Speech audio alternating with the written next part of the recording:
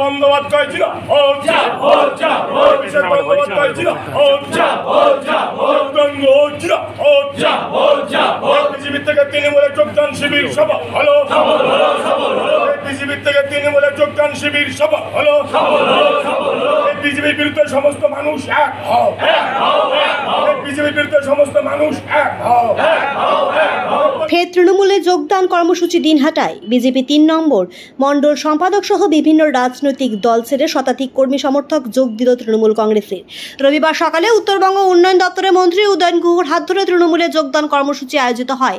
এদিন বিজেপি ৩ নম্বর মণ্ডল সম্পাদক অলোক কুমার রায় সহ কিষামত ১০ গ্রাম অঞ্চলের 4টি ক্লাবের সদস্যরা তারাও এদিন তৃণমূল কংগ্রেসে যোগদান করেন বলে জানা যায়। উত্তরবঙ্গ উন্নয়ন দপ্তরের মন্ত্রী উদয়ন গুহ জানান, শতাধিক কর্মী সমর্থক তৃণমূল কংগ্রেসে যোগদান করেছে। আগামী দিনেও এ ধরনের যোগদান কর্মসূচি অব্যাহত থাকবে। আমি দীর্ঘদিন থেকে বিজেপিতে রাজনীতি করেছি, কারণ আমি বিজেপিতে থেকে বুঝলাম যে জনতার স্বার্থে, জনতার উন্নয়নের স্বার্থে যদি আমাকে কাজ করতে হয়, আমাকে টিএমসিতে এই হিসাবে টিএমসিতে যোগদান করা। কতজন এলো? কতজন যোগদান করে? আমি ৩ নং মণ্ডলের সেক্রেটারি পদে ছিলাম। আমি একাই এসেছি এবং আমাদের পার্শ্ববর্তী যে ক্লাবগুলো আছে সেই ক্লাবগুলো প্রত্যেকটা ক্লাবই। কী নাম? আমার নাম অলোক কুমার। মানে এই অলোক ও তো একদম সরাসরি বিজেপির পদাধিকারী ছিল। ও যেমন দলে যোগদান করলো, কন্টেস্টিং ক্যান্ডিডেট ছিল, হ্যাঁ, এবং পঞ্চায়েতে ও প্রার্থীও ছিল গত পঞ্চায়েত নির্বাচনে।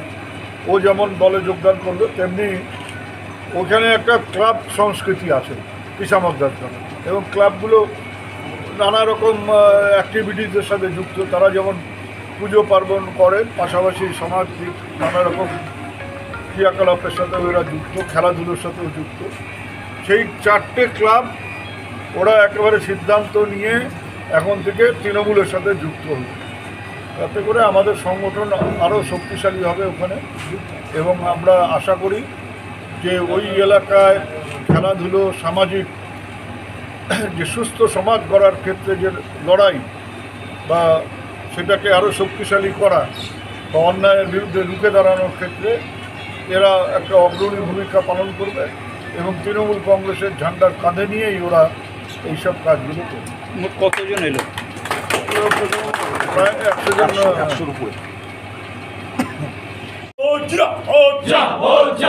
বিজেপি থেকে তৃণমূলে যোগদান শিবির সভা হলো বিজেপি থেকে তৃণমূলে যোগদান শিবির সভা হলো বিজেপির বিরুদ্ধে সমস্ত মানুষ এক হও বিজেপির বিরুদ্ধে সমস্ত মানুষ এক হও।